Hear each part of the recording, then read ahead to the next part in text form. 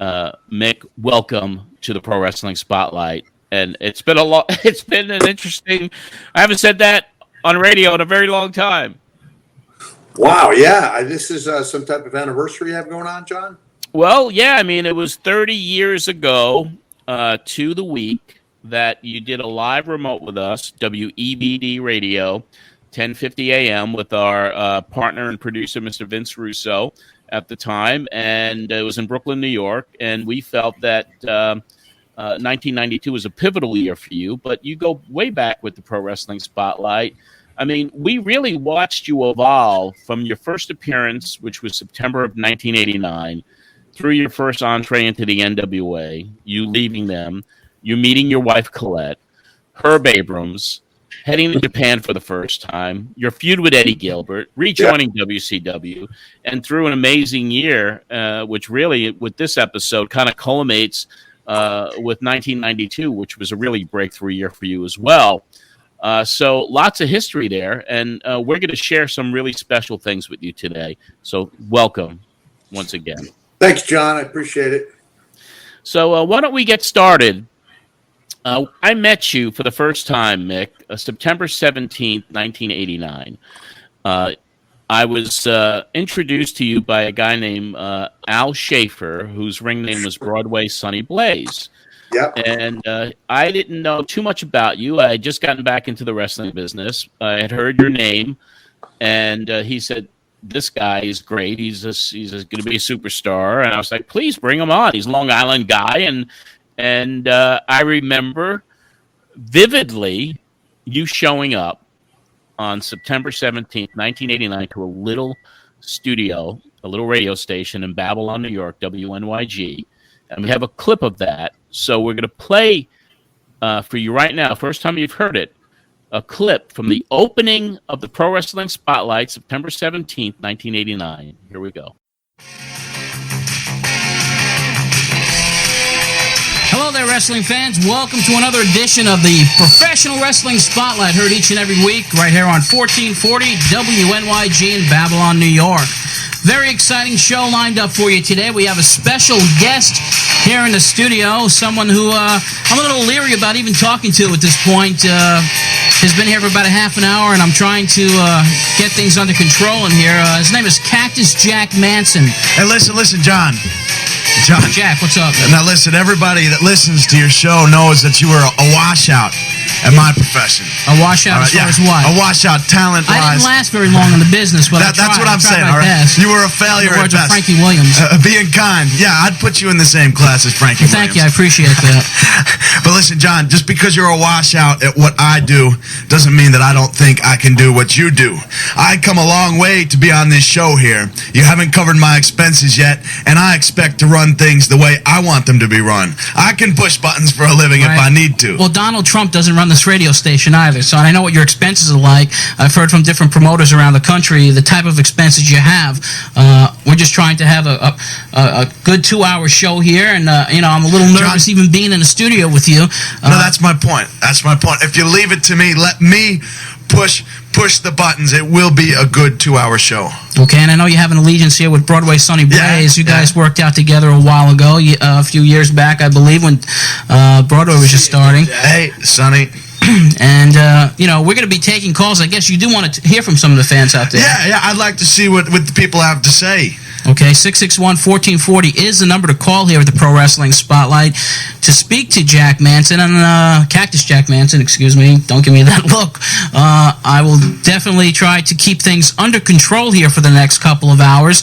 It should be a very exciting program with Cactus Jack Manson. We're also going to talk about the big Clash of the Champions 8 program, which aired Tuesday night on WTBS, extravaganza to say the least, and the main event was a wild one of the wildest matches I've ever seen. We'll be talking about that. We're talking about our bus trip taking place October 28th, Philadelphia, Pennsylvania, pay-per-view NWA show, Halloween Havoc 89, settling the score. We're going to talk about upcoming shows in the area, but as you know, first and foremost, the main guest here in the studio today, Cactus Jack Manson. And I do have to say one thing before we go into our first commercial break. Say it. You are one of the roughest wrestlers I've ever seen.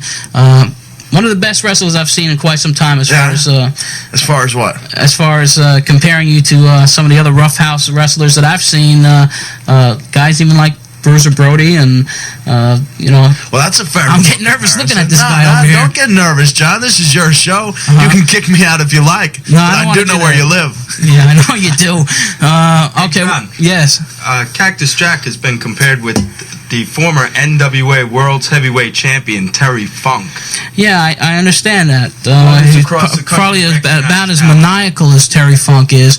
But what we're going to do when we get back from our first commercial break, we're going to talk to Cactus Jack Manson about his wrestling career, what's been happening with him recently. He's recovering from a severe injury. We'll be getting into all the details as far as that goes, and then we're going to open up the phone lines at 661-1440. Broadway Sunny Blaze, those were the days. Yes. I feel like George C. Scott in Hardcore watching his daughter. There you go. In a hard way. Turn It it was. up. Take it off, make it stop. Oh, yeah. I mean, you haven't heard this stuff in 30 years. I remember that vividly. I mean, because you came in and you stood up for the entire 2 hours. Yeah. You didn't sit down. At the end of the show, I mean, we talked about, your compensation or whatever. What did you do? Buy me a blueberry muffin that was half stale from Dunkin' Donuts? And it's classic stuff. Of course, patrons can hear each and every one of the episodes, patreon.com/John Arezzi. But that was your first appearance, and it was your first appearance of many. You were the one. You had more appearances on the Pro Wrestling Spotlight than anybody else. Second place was Paulie Dangerously, Paul Heyman. And the evolution. I mean, you would just. What do you remember most? Do you remember? This is going back. What do you remember most about this? Well, I don't like to listen or watch my stuff because until you played that, I was under the impression that I was awesome on your show. And when you go back and listen, you say, wow, that was still very much a work in progress. I was still favoring my southern vowel sounds so that I didn't sound like I was from New York. That was thought to be the kiss of death for someone, even though I was from the southwestern. The gimmick was Truth or Consequences, New Mexico. If you betray a Long Island accent at that time, man, that was considered to be pretty dangerous long term, especially for babyface. If you happen to have a babyface turn and you didn't sound legit, that could be really detrimental. And so I was just trying a bunch of stuff, like I've talked to you in the past about getting your reps in and how that's one of the drawbacks to talent today is that they don't have the reps when it comes to their character, and they don't have the luxury of failing on I would say that, I was succeeding on a certain level, but I think in everything you do, you're also failing on a certain level.